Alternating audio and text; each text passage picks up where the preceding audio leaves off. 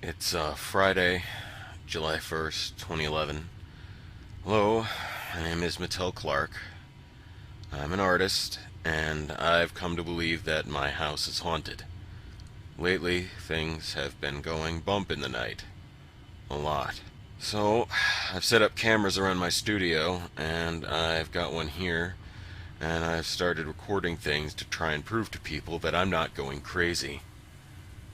This is the studio. This is where the magic happens. Don't mind the posing mannequins. I pick those up at Amazon. They help me visualize the 3D space when I'm working on my sculptures. There's some works in progress over there on the mat. Hopefully something will happen here in a second. Really trying to show that this is real and that I'm not trying to get famous on the internet.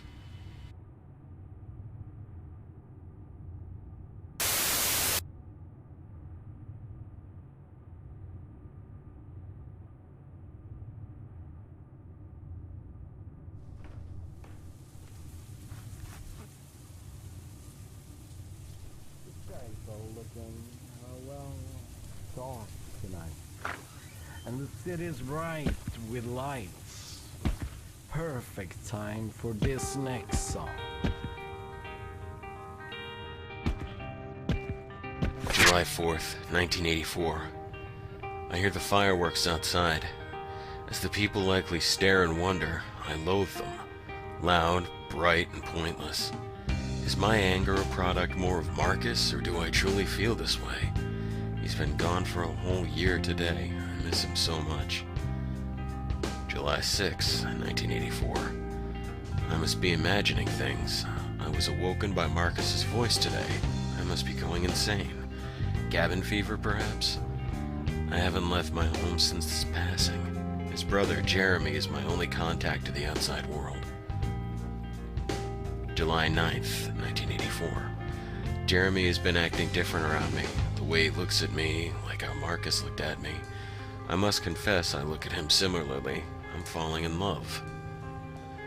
July 28th, 1984. This time I know Marcus is watching me. I was in bed with Jeremy and I got a huge chill down my spine. All the pictures of him I have shattered. Glass was everywhere. I feared for my life. Some grim stuff.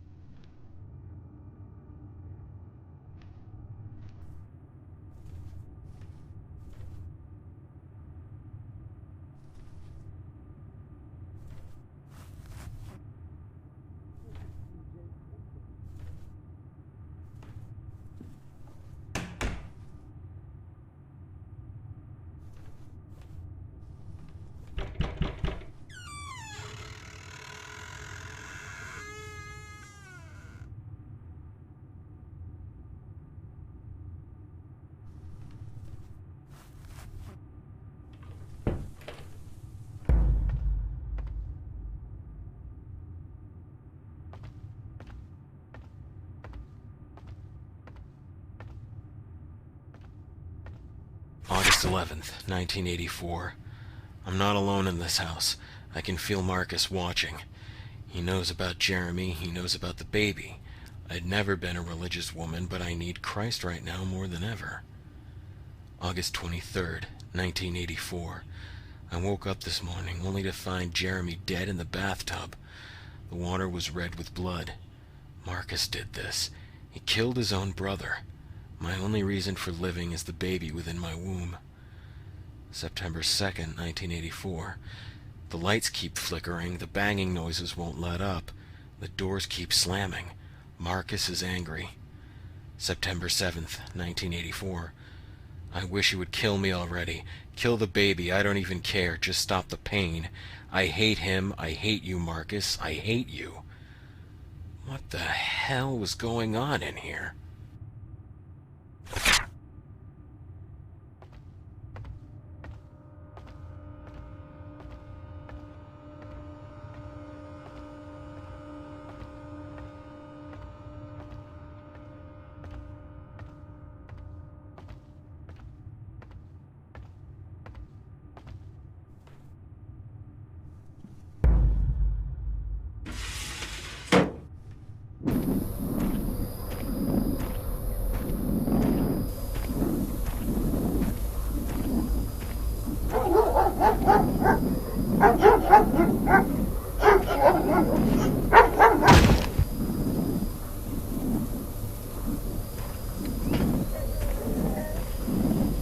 peace, boy.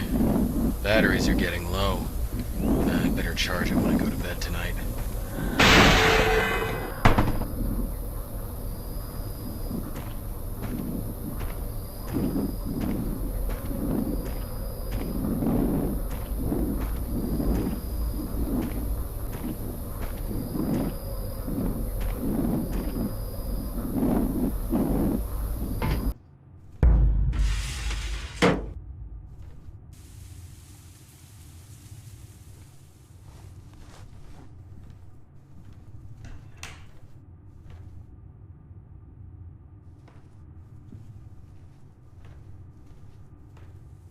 Both you guys here. I got a hell of a song to play now. Sit back and relax.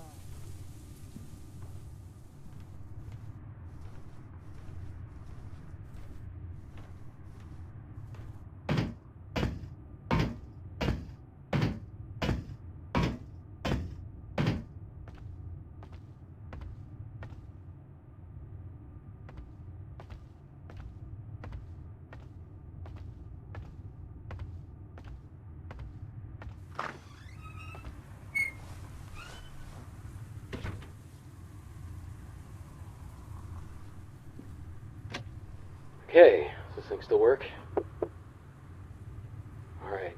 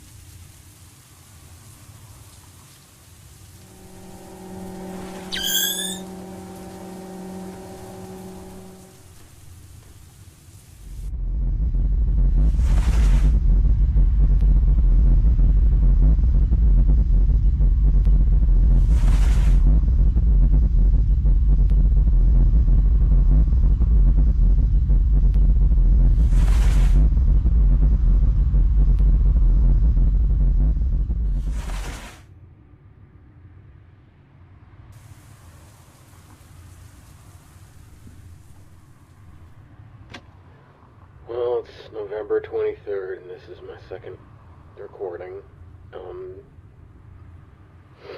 As per your request, Dr. Schroeder, I'm reporting on how my life has changed so that you can make sure I'm okay, or whatever your stupid fucking excuse is for this torture.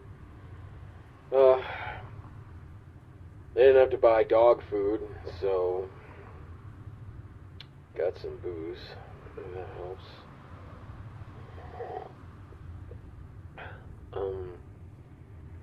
No, it's not morning or anything. I'm not a fucking day boozer yet. I think the thing I'm having the most trouble with right now is, I keep thinking I see him. He always used to poke his head out from around corners when he needed to be let out through the screen door. He had these really particular ways of acting. He'd always sit on his hind legs at the table. He'd always, lay down perfectly right next to my bed every night.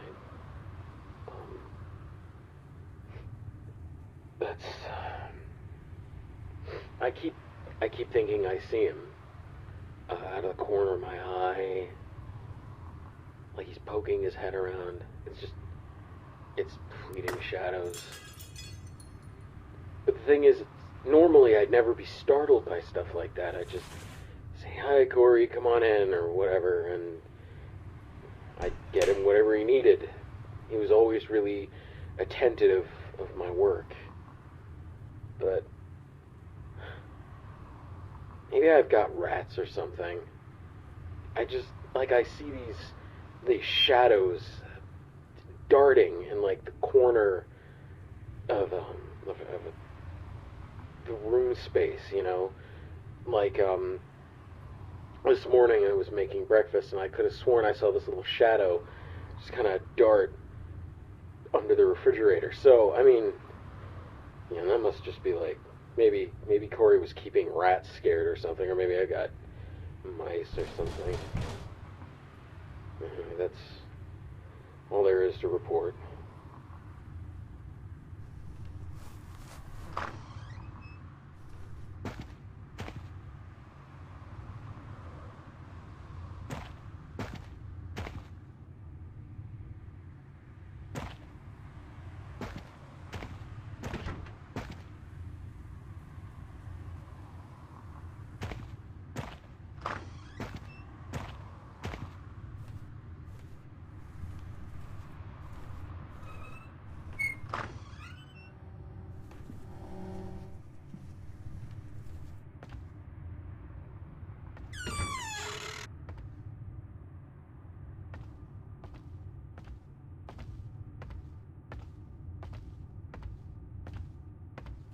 June 27th, 1983.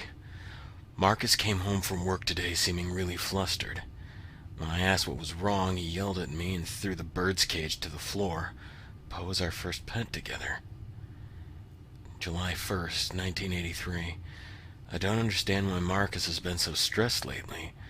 I know being a teacher is tough, but the least he could do is talk to me about it so I can help him. July 4th, 1983. Fireworks are going off. Marcus hasn't returned home from work yet, and we're going to go watch the fireworks together. Another lonely night at home, just me and all the wine I can find. July 5th, 1983. I got the call today. The police found Marcus dead in his own classroom. I have trouble even thinking about this. It hasn't even fully sunk in yet, I suppose. My husband is gone forever, and I never got to say goodbye.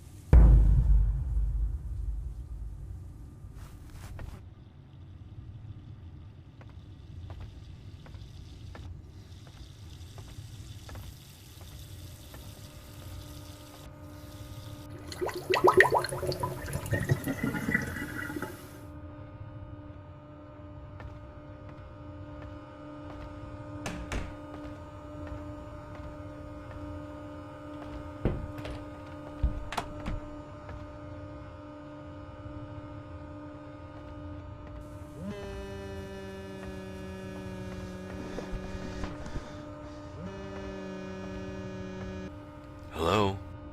Hello? Is this Mattel? Dr. Powell?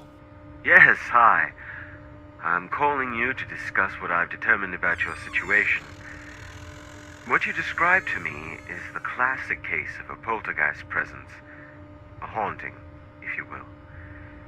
You described moving objects, noises at night, things like that. Has this continued? It's gotten way worse. Whatever it is, it's not happy that I'm here, and some serious shit has been happening. I see. Well, do you get the feeling that it wants to harm you in any way? Has it tried to communicate at all? I get the feeling that it wants me dead and gone, to be honest with you. That Ouija board that I set up at the... Don't use a Ouija board. If you do, you're letting this entity know that you're willing to communicate with it. Then how the hell else do I get rid of it? You can't. Communicating with it will only make things worse. If things are accelerating, you may not be safe. If you leave, it will more than likely follow you, no matter where or how far you go. Do you understand me? I guess. So where do we go from here? There's nothing you can do alone. But I am going to help you as best I can. I'm going to give you the number of a colleague of mine. He's a demonologist. We've been friends for many years. This sort of situation is something that he can help you with explicitly. His number is 287. Dr. Powell? Dr. Powell? Hey! Hello? Ah, son of a bitch.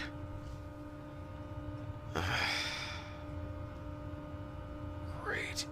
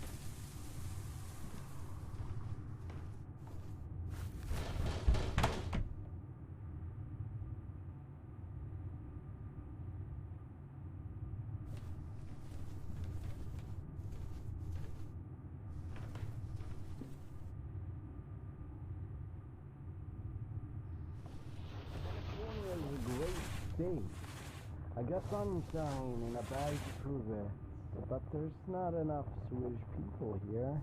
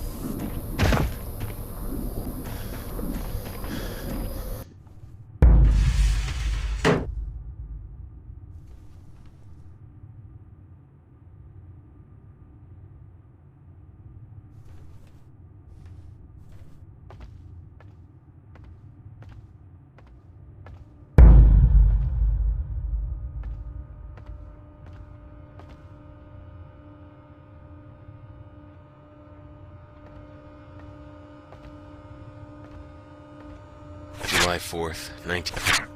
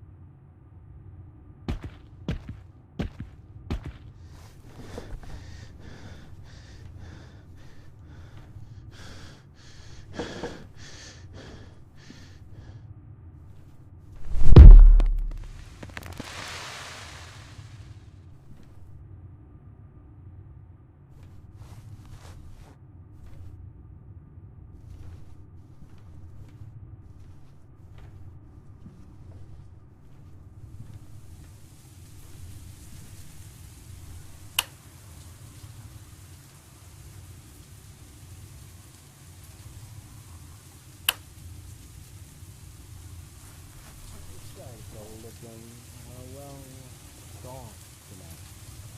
And the kid is right with life. Perfect time for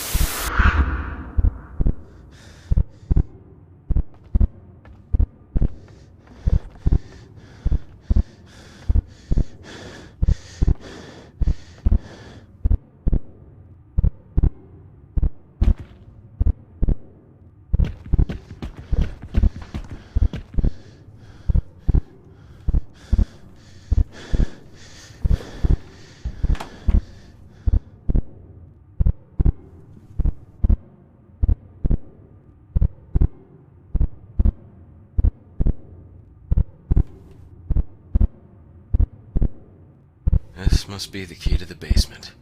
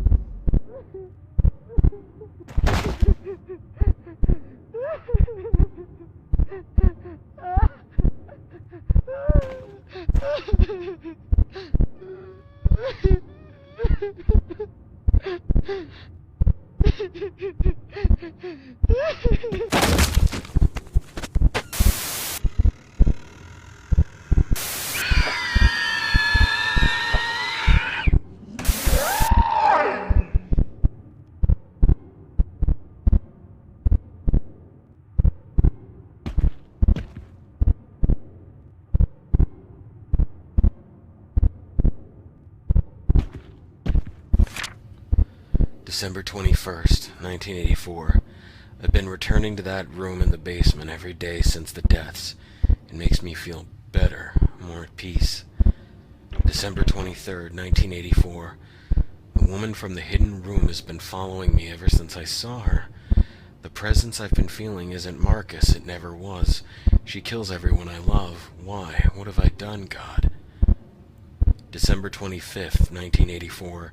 Christmas is just another reminder that Jesus doesn't give a damn about protecting me.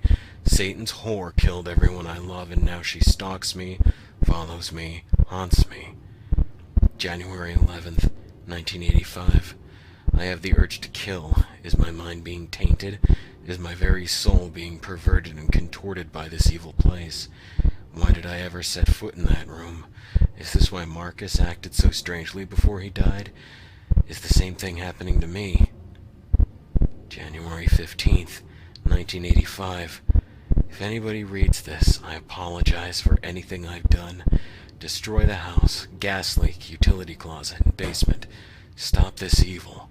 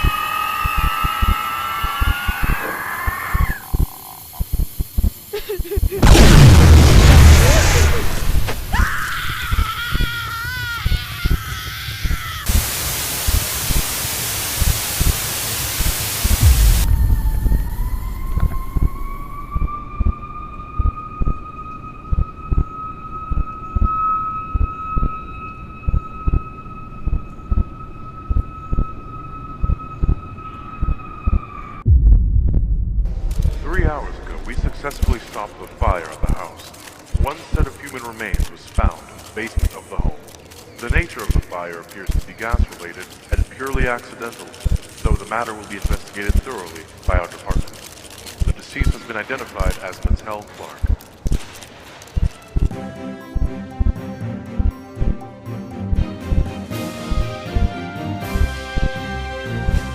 Always a tragedy when something like that happens.